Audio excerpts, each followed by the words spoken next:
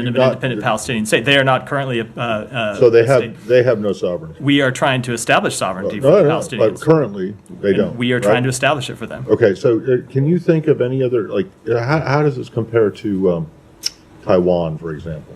I think this is No, in terms of your is- belief in sovereignty. So you have a one China policy as it relates to China and Taiwan, which indicates that Taiwan is not sovereign, and yet you treat them as a sovereign entity, maybe not a state, but a sovereign entity.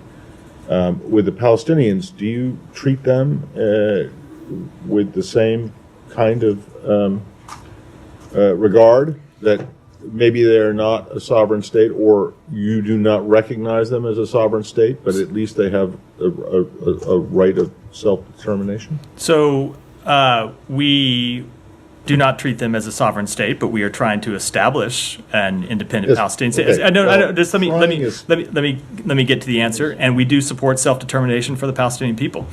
Okay, but they do not currently enjoy the administration's thinking, and previous administrations' thinking as well.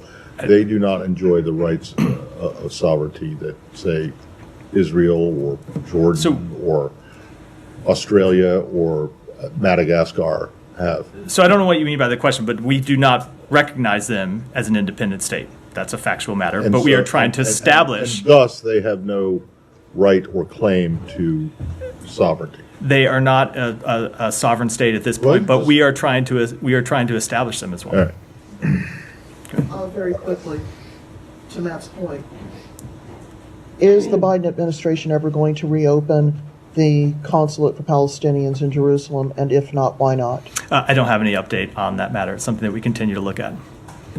Go ahead. Secretary raised the Oh, point, sorry, though, sorry. that the secretary said back in 2021 that this would be done. It's 3 years later. What's the holdup? And it's something that we continue to review, but I just don't have an update.